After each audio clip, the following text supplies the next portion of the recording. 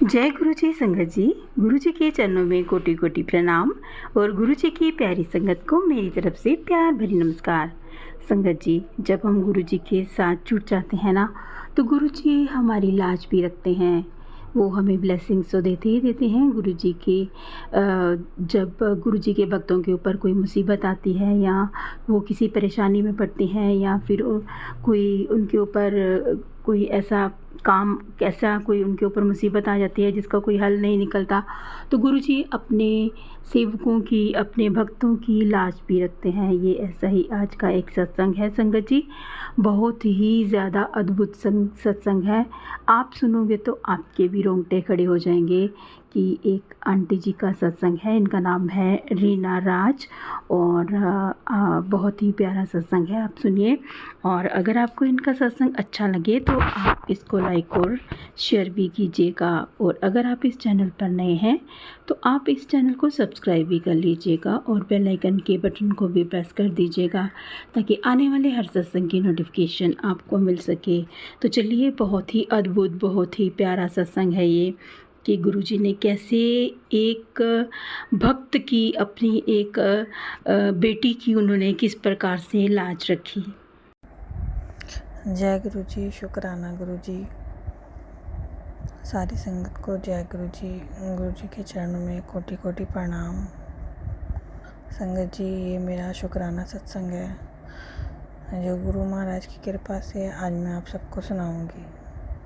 संगत जी, मेरी जर्नी गुरु जी के साथ 2022 नवंबर में चालू हुई थी, जो मैंने पहले सत्संग में बताया हुआ है।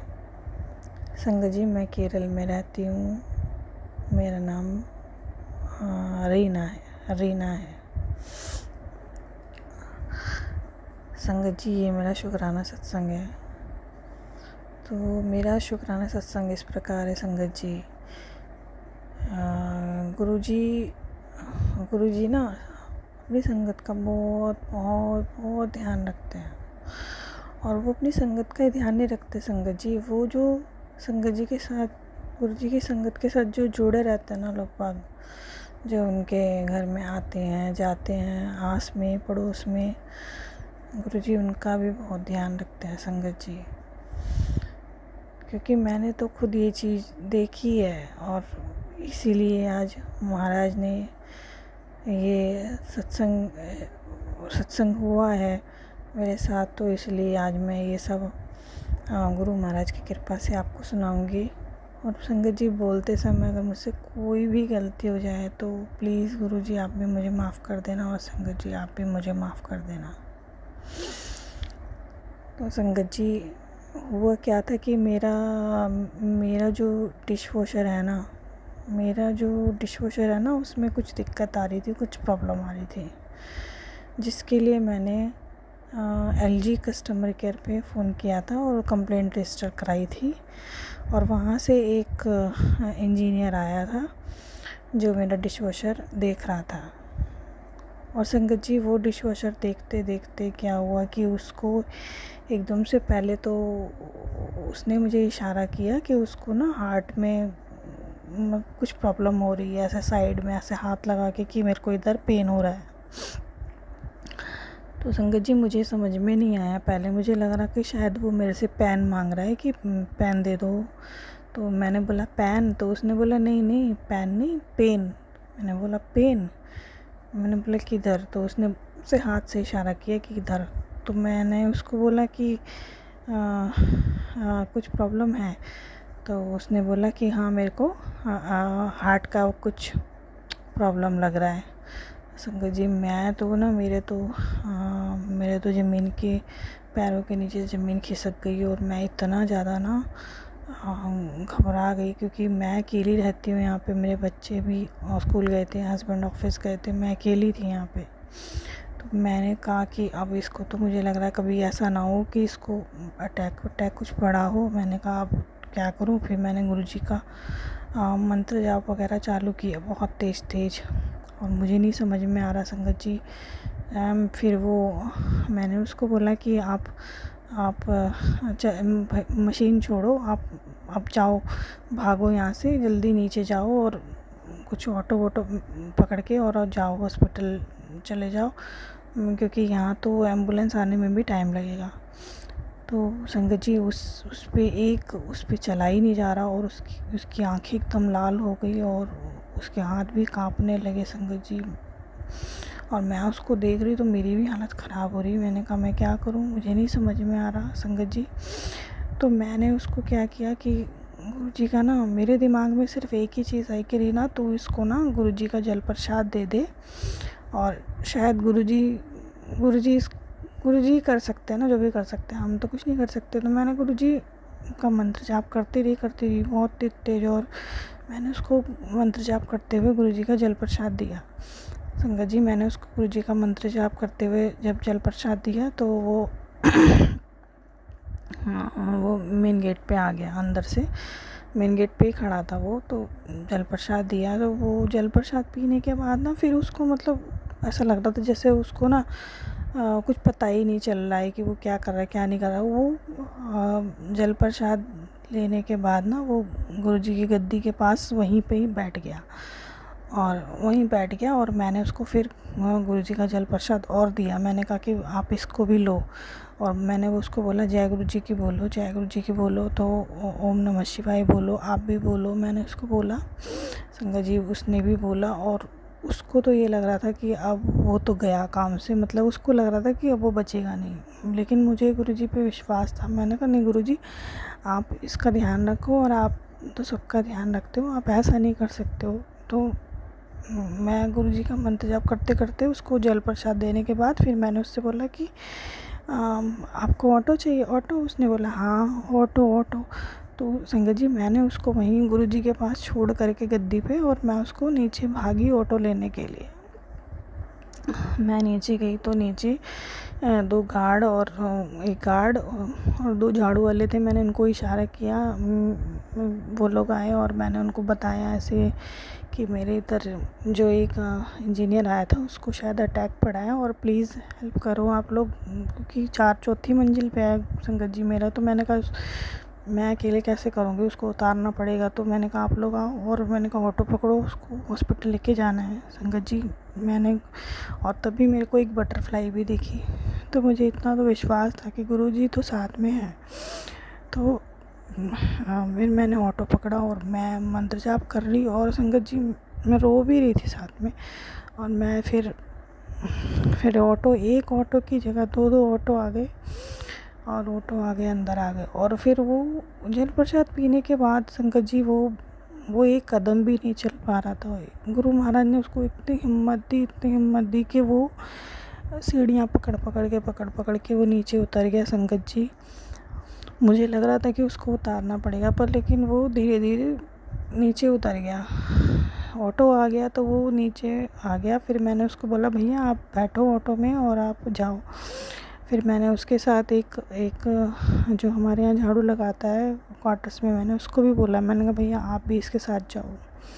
और संगत जी फिर मैंने उसको भेज दिया हॉस्पिटल। और उसके बाद मैं जो हाँपी ना, मतलब मेरी सांस इतना फूल गई बहुत तेज, और मैं रोने लगी। और मैं गुरुजी को ये कहती, गुरुजी बस इसको ध्यान रखना, इसको कुछ होना नहीं चाहिए। पता नहीं इसकी फैमिली में कौन कौन है, क्या है, हम नहीं जानते, पर लेकिन जैसे आप सबका साथ देते हो, सबका ध्यान रखते हो, तो आप इसका भी ध्यान रखना। और संगत जी वो मेरे घर दोबारा आया था, और उसको पता था कि हाँ मतलब ये मैडम के घर मैं दोबारा आया हूँ, और ये मैडम के घर ये गद्दी लगी हुई है, मतलब वो गुरुजी को ही, क्योंकि केरल में तो कोई इतना गुरुजी को इतना नहीं अभी मानते हैं, तो सबको बताया कि मतलब वही मैडम के घर है।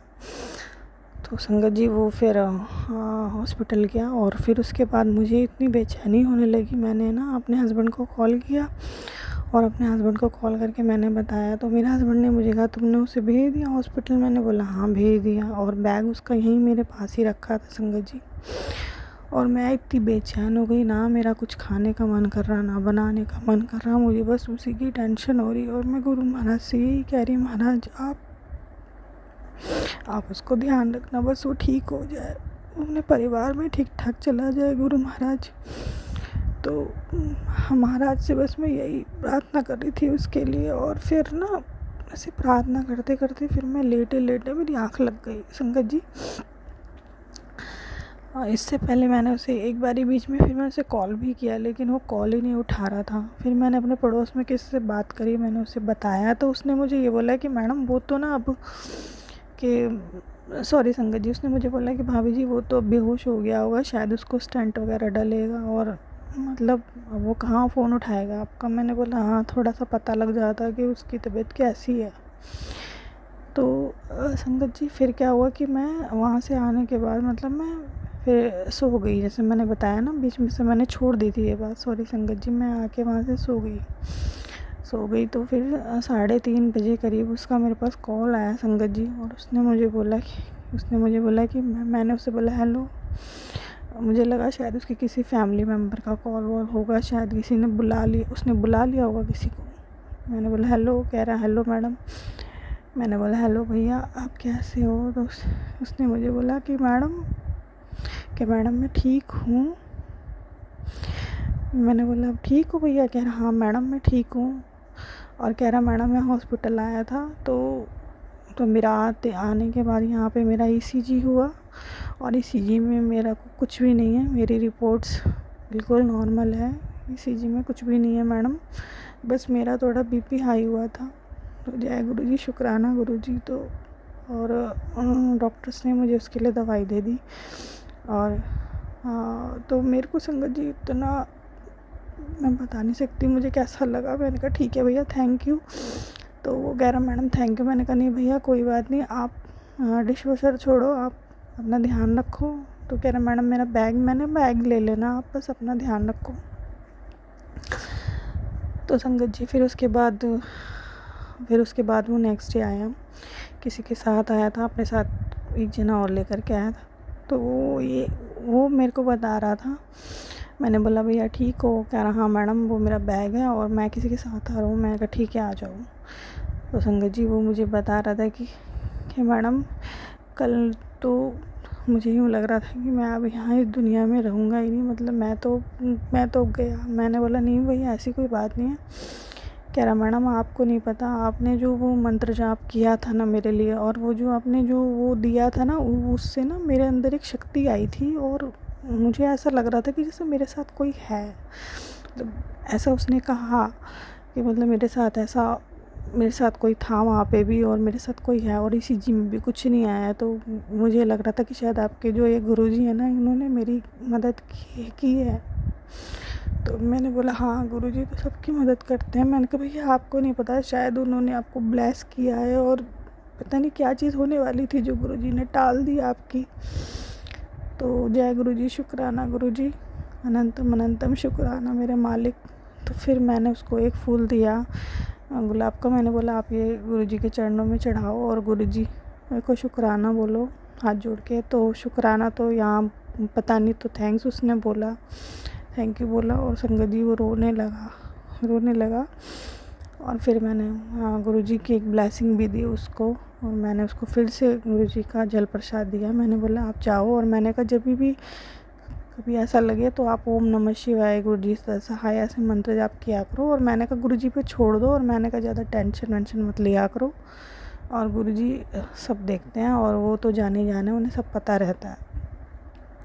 तो संगत जी वो मुझसे बोलने लगा कि मैडम अगर मैं सड़क पे मेरे साथ ये चीज़ हो जाती या कहीं हो जाती तो फिर मैं कैसे करता, मतलब मेरे को कौन देखता। अब मैं आपके यहाँ आके मेरे साथ ये चीज़ हुई तो आपने मेरी इतनी हेल्प तो कर दी। मैंने बोला देखो संगत जी, मैंने संगत जी उसको बोला कि हम कुछ नहीं करते किसी के लिए, जो कुछ करवाते हैं वो गुरु महाराज करवाते हैं। गुरु महाराज ने उसको यहाँ मेरे घर बुला के ब्लेस करना था और मेरे से सेवा लेनी थी। तो वो गुरु महाराज की प्लानिंग है, वो तो जाने उन्हें सब पता रहता है, और उनकी प्लानिंग तो उन्हीं की प्लानिंग है ना, हम कुछ नहीं कर सकते उसमें, और उनकी प्लानिंग बहुत ज़बरदस्त होती है। तो मैंने कहा आपकी सेवा मेरी सेवा थी ये, और गुरु महाराज ने शायद इसीलिए आपको यहाँ भेजा था, क्योंकि गुरु महाराज को पता था कि वही ये काम कर सकती है, नहीं तो वो तो गुरु महाराज को ही पता होती है ना।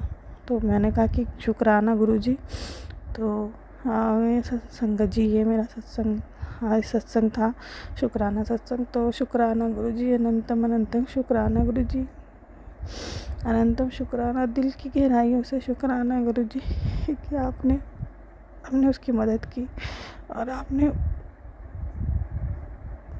मतलब उसकी मदद की, उसकी फैमिली को आपने इतनी बड़ी ब्लेसिंग दी। पता नहीं उसके साथ क्या हो जाता। आपने उसको, शायद मुझे लगता है आपने उसको न्यू लाइफ ब्लेस की है, तो जिसके लिए अनंतम अनंतम शुक्राना मेरे मालिक।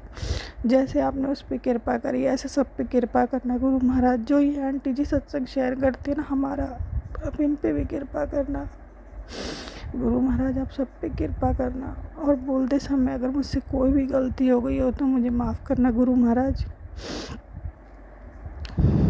तो संगत जी, मैं अपने सत्संग को यहीं पे विराम देती हूँ गुरु जी का मंत्र जाप लेकर के। ओम नमः शिवाय, शिव जी सदा सहाय। ओम नमः शिवाय, गुरु जी सदा सहाय। ओम नमः शिवाय, शिव जी सदा सहाय। ओम नमः शिवाय, गुरु जी सदा सहाय। ओम नमः शिवाय, शिव जी सदा सहाय। ओम नमः शिवाय, गुरु जी सदा सहाय। जय गुरु जी। शुक्राना गुरु जी।